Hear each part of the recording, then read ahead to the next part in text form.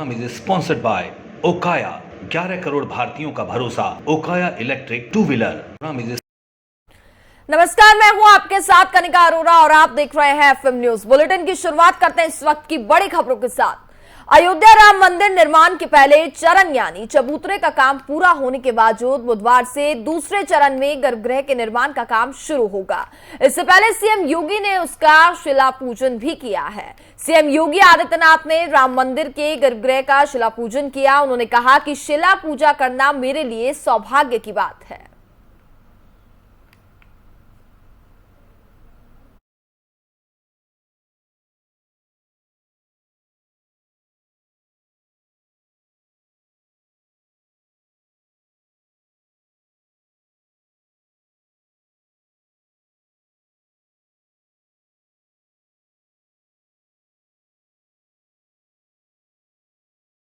पूजा करने के लिए सीएम योगी आदित्यनाथ अयोध्या पहुंचे। इस दौरान उन्होंने कहा कि सौभाग्य की बात है कि मैंने शिला पूजन किया।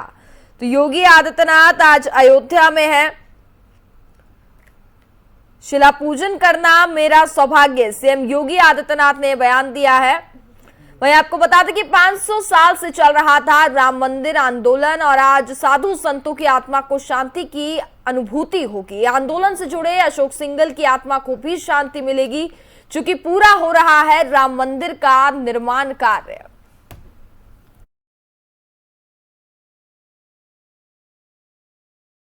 और हमारे साथ बीजेपी प्रवक्ता हरीश चंद्र जी जुड़ गए हैं। हरीश जी, बात करें तो सीएम योगी आदित्यनाथ अयोध्या में इस वक्त मौजूद हैं और बात करें तो कई सालों पुराना जो मामला चल रहा था, आज इस पर कार्य शुरू हो चुका है। मैं हृदय से अभिनंदन करता हूं अपने माननीय मुख्यमंत्री आदरणीय योगी आदित्यनाथ जी का, जी, जिनके कर कमलों से आज हिंदू समाज की लगभग 500 वर्ष की तपस्या का पूरी होने जा रही। भगवान राम लला के दिव्य भव्य मंदिर के गर्भगृह का आज आधारशिला माननीय मुख्यमंत्री जी ने रखा।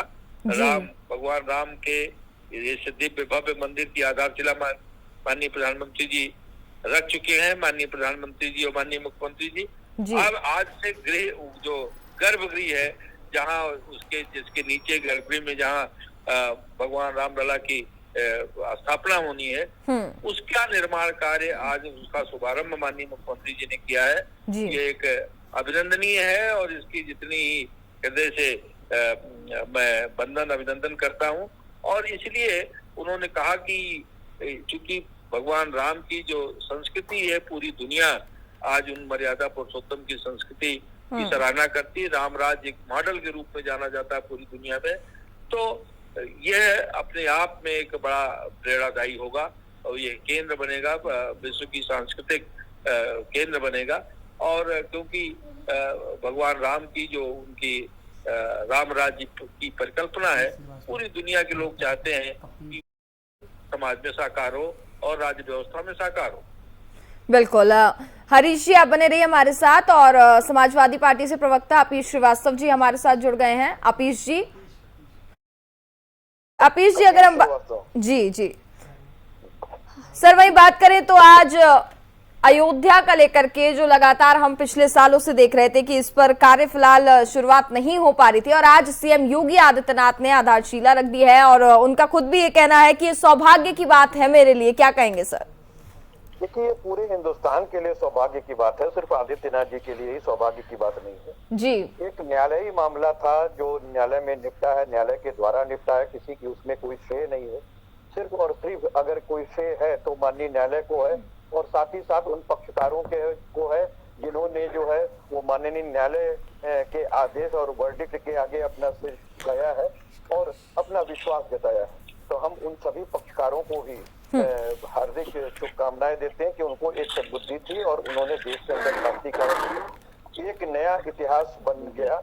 और ये देश के लिए बहुत ही हर्ष का विषय है कि दोनों पक्षों को इससे कोई ऐतराज नहीं। बिल्कुल। कपीश जी, हरीश जी, बहुत बहुत शुक्रिया आपका हमारे साथ जुड़ने के लिए। नमस्कार।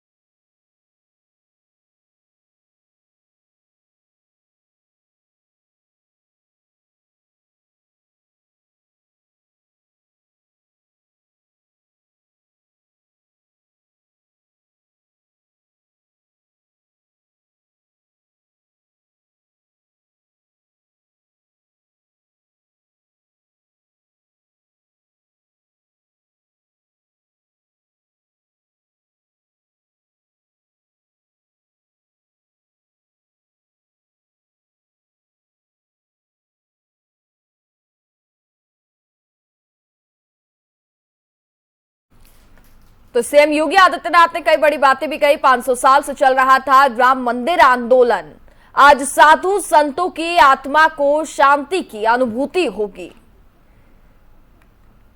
आंदोलन से जुड़े अशोक सिंघल की आत्मा को शांति मिलेगी। चूंकि 500 साल से आंदोलन भी जारी था, पूरा हो रहा है राम मंदिर का निर्माण कार्य। सीएम योगी आदित्यनाथ ने कई बड़ी बातें कही। जल्द ही भव्य मंदिर अयोध्या धाम में बनकर के तैयार हो जाएगा। राम मंदिर भारत का राष्ट्र मंदिर होगा। सीएम योगी आदित्यनाथ ने आज आदिशिला रखने के बाद कई बड़ी बातें भी कही हैं। और 500 साल से चल रहा था राम मंदिर का यह आंदोलन, और आज साधु संतों की आत्मा को शांति की अनुभूति होगी।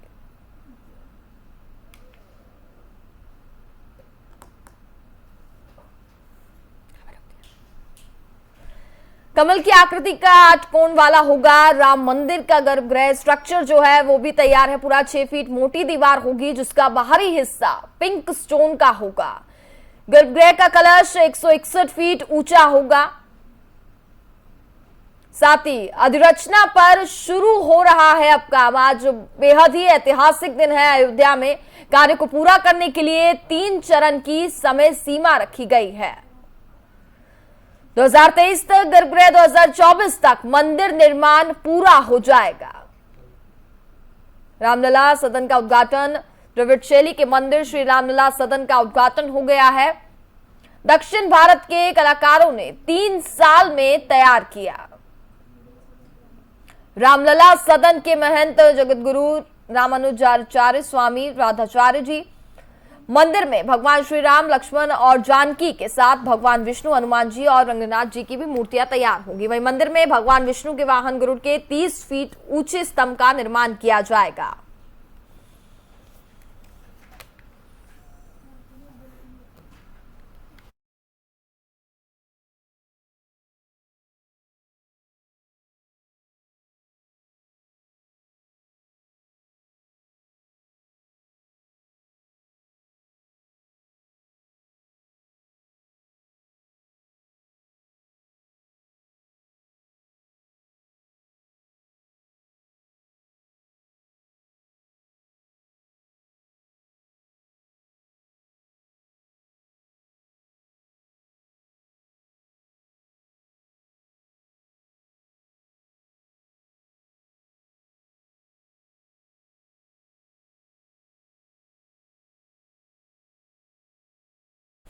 खबरों में आगे बढ़ते हैं। आजम खान से मिलने अखिलेश यादव पहुंचे। अखिलेश यादव ने आजम खान का हालचाल भी जाना है। तो बड़ी खबर आप तक पहुंचा रहे हैं, जहां एक और अटकलें ये लगाई जा रही थी कि नाराजगी देखने को मिल रही है, लेकिन वहीं आजम खान से मिलने अखिलेश यादव पहुंचे हैं। सर गंगाराम अस्पताल में उन्होंने आजम खान से मुलाकात की है। बताया जा रहा है कि कई दिनों से आजम खान की तबीयत काफी ज्यादा बिगड़ी है, और ऐसे में समाजवादी पार्टी के नेता अखिलेश यादव उनसे मिलने पहुंचे।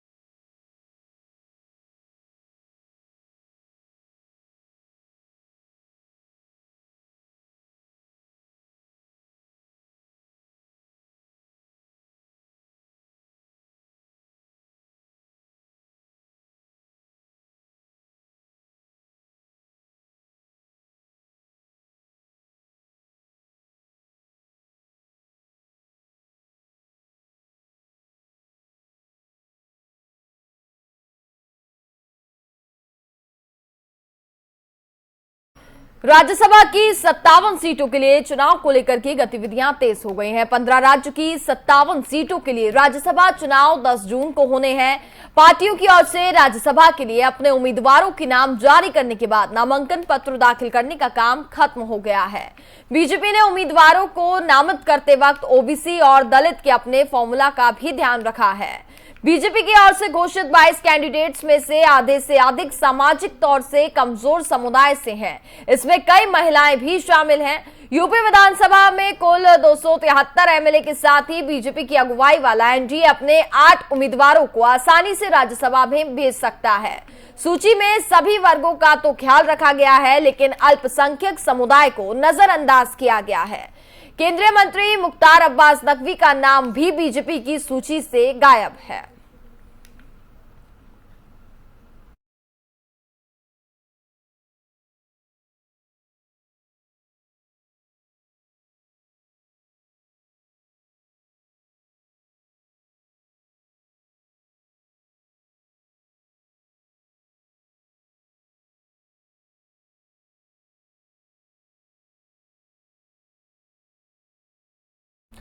खबरों में आगे बढ़ते हैं। कोलकाता में सिंगर केके की मौत को लेकर के सस्पेंस बढ़ गया है। उनके माथे और होठों पर चोट के निशान मिले हैं।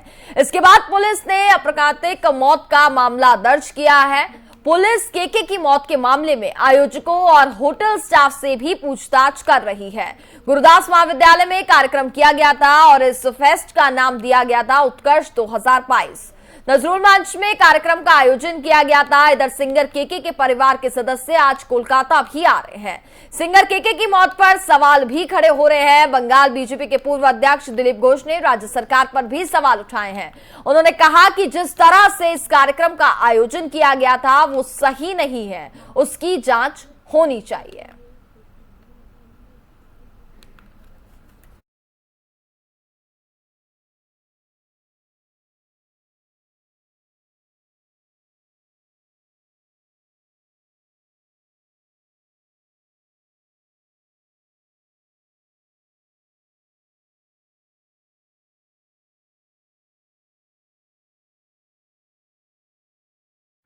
पाकिस्तान में लगातार आर्थिक हालात बिगड़ रहे हैं। आम लोगों को सरकार की नाकामी का खामियाजा भुगतना पड़ रहा है। इस बीच पाकिस्तान की कोशिश है कि वो भारत के साथ ज्यादा से ज्यादा व्यापार बढ़ाए, जिससे उसकी अर्थव्यवस्था पटरी पर आ सके। इसी बीच अब पाकिस्तान के प्रधानमंत्री शहबाज शरीफ की तरफ से भारत से व्यापार को लेकर के एक बयान भी सामने आया है, लेकिन इसी बीच उन्होंने कश्मीर और आर्टिकल 370 का राग भी अलापा है। पीएम शहबाज शरीफ ने भारत के साथ स्वस्थ व्यापार संबंधों का जिक्र किया है। उन्होंने कहा कि दोनों देशों के बीच व्यापार से दोनों तरफ फायदा हो सकता है।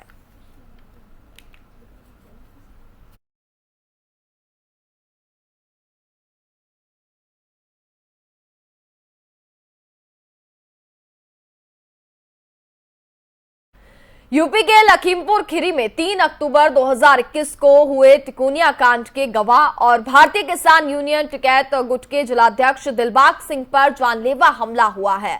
आपको बता दें कि दिलबाग सिंह की कार पर 2 अज्ञात बाइक सवार हमलावरों ने ताबड़तोड़ फायरिंग की, जिसमें वह बाल बाल बच गए। दिलबाग सिंह का कहना है कि रात में लखीमपुर से गोला जा रहे थे, तभी घात लगाकर अज्ञात बदमाशों ने गोली चलाई। मामले की गोला थाने में शिकायत की जा रही है।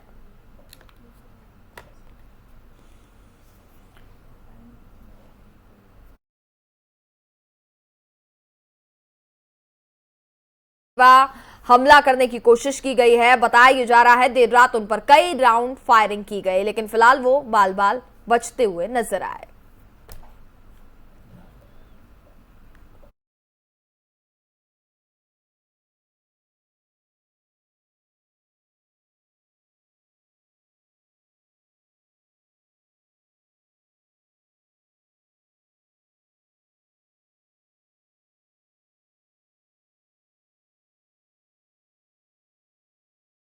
राजस्थान में विधानसभा चुनाव 2023 में होने हैं। विधानसभा चुनाव की तैयारियों को लेकर के प्रदेश कांग्रेस आज और कल जयपुर में राज्य कार्यशाला आयोजित करेगी। कार्यशाला में मंत्री, विधायक और संगठन के पदाधिकारी शामिल होंगे। इस कार्यशाला में उदयपुर में होंगे। वहीं कांग्रेस के चिंतन शिविर के फैसले के अनुसार बुजुर्ग नेताओं के स्थान पर 50% युवाओं और टिकट व पद दिए जाने पर चर्चा की जाएगी।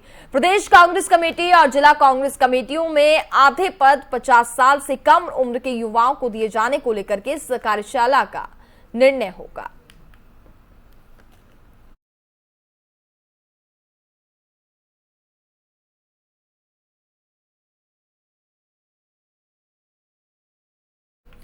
केंद्रीय स्वास्थ्य मंत्रालय ने मंकी पॉक्स के प्रबंधन को लेकर के राज्य को दिशा निर्देश जारी कर दिए हैं। केंद्रीय स्वास्थ्य मंत्रालय ने कहा कि आज की तारीख में भारत में मंकी पॉक्स का कोई मामला अभी तक सामने नहीं आया है।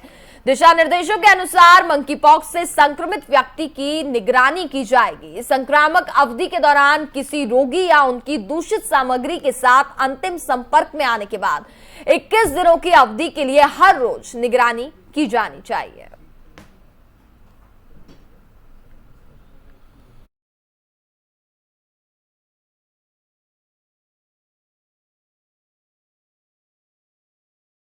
मंकी पॉक्स के मामले जो हैं वो कई देशों में बढ़ते हुए नजर आ रहे हैं, लेकिन बात करें तो भारत में अभी तक मंकी पॉक्स का एक भी मामला सामने नहीं आया है, जिसको लेकर के फिलहाल केंद्र सरकार भी काफी ज्यादा अलर्ट है और उन्होंने गाइडलाइंस भी जारी कर दी है। साथ ही राज्य को भी दिशा निर्देश जारी किए हैं। केंद्रीय स्वास्थ्य मंत्रालय ने कहा है कि आज की तारीख में भारत में मंकी पॉक्स का कोई भी मामला सामने नहीं आया। दिशा निर्देशों के अनुसार मंकी पॉक्स से संक्रमित व्यक्ति की निगरानी की जाएगी। संक्रामक अवधि के दौरान किसी रोगी या उनकी दूषित सामग्री के साथ अंतिम संपर्क में आने के बाद 21 दिनों की अवधि के लिए हर रोज निगरानी की जानी चाहिए।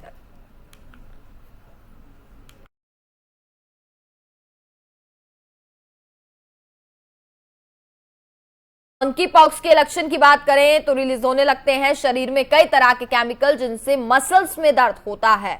1 से 2 हफ्तों के बीच कई लोगों के शरीर में होने लगते हैं रैशेस, जो आगे चल करके फोड़े बन जाते हैं। फोड़े होने पर होता है बैक्टीरियल इन्फेक्शन का खतरा। साथ ही मंकी पॉक्स पीड़ितों में 2 से 4 हफ्तों तक रहते हैं ये लक्षण। सिरदर्द और बुखार से होती है मंकी पॉक्स की शुरुआत। बुखार के बाद शरीर पर चकत्ते का निकल आना ये बेहद खतरनाक होता है। वहीं प्रभावित होने लगती है शरीर की प्रतिरोधक क्षमता। अचानक बढ़ने लगता है शरीर का तापमान। मंकी पॉक्स के लक्षण आपको बता रहे हैं।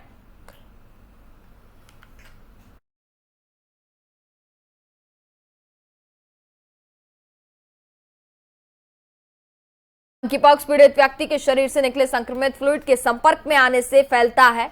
इसके साथ ही मंकी पॉक्स से पीड़ित व्यक्ति के संपर्क में आने या छूने पर कोई भी व्यक्ति इससे संक्रमित भी हो सकता है। मंकी पॉक्स पीड़ित व्यक्ति के साथ शारीरिक रूप से करीब आने पर भी फैल सकता है। मंकी पॉक्स पीड़ित व्यक्ति के कोरोना के मुकाबले अगर बात की जाए तो ये कम संक्रामक है, लेकिन काफी ज्यादा खतरनाक भी साबित हो सकता है। ये वायरस आमतौर पर बहुत जल्दी तो नहीं फैलता है, लेकिन शारीरिक संबंध बनाने से भी फैल सकता है। संक्रमित व्यक्ति से आवश्यक दूरी बनाए रखने पर संक्रमण से बचा भी जा सकता है। तो ये सावधानियां जो है वो आपको बरतनी होंगी, जिससे आप में मंकी पॉक्स के लक्षण ना आए। कोरोना के मुकाबले ये कम संक्रामक वायरस है।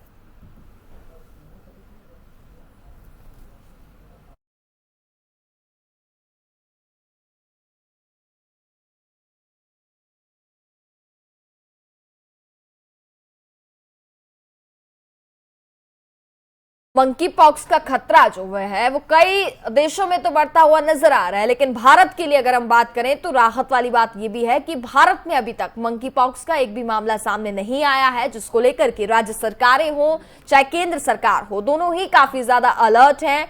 और यूपी में भी विशेष गाइडलाइंस जो है वो जारी कर दी गई हैं। इसके साथ ही स्वास्थ्य मंत्रालय का भी ये कहना है कि बेहद बचाव की जरूरत है, क्योंकि कोरोना अभी तक नहीं गया है और उसके बाद मंकी पॉक्स का खतरा जो है वो देशों में बढ़ता हुआ नजर आ रहा है। लेकिन भारत के लिए राहत की बात अभी ये है कि एक भी मामला अभी तक सामने नहीं आया। केंद्रीय स्वास्थ्य मंत्रालय ने मंकी पॉक्स के प्रबंधन को लेकर के राज्य को दिशा निर्देश भी जारी कर दिए हैं। केंद्रीय स्वास्थ्य मंत्रालय ने कहा है कि आज की तारीख में भारत में मंकी पॉक्स का कोई भी मामला सामने नहीं आया है और इसको लेकर के काफी ज्यादा अलर्ट रहने की भी जरूरत है। साथ ही जगह जगह मॉनिटरिंग भी की जाएगी।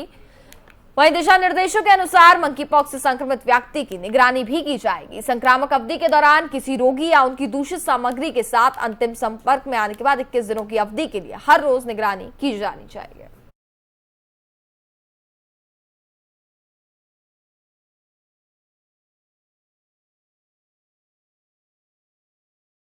और इसी के साथ फिलहाल इस बुलेटिन में बस इतना ही। देखते रहिए एफएम न्यूज। नमस्कार।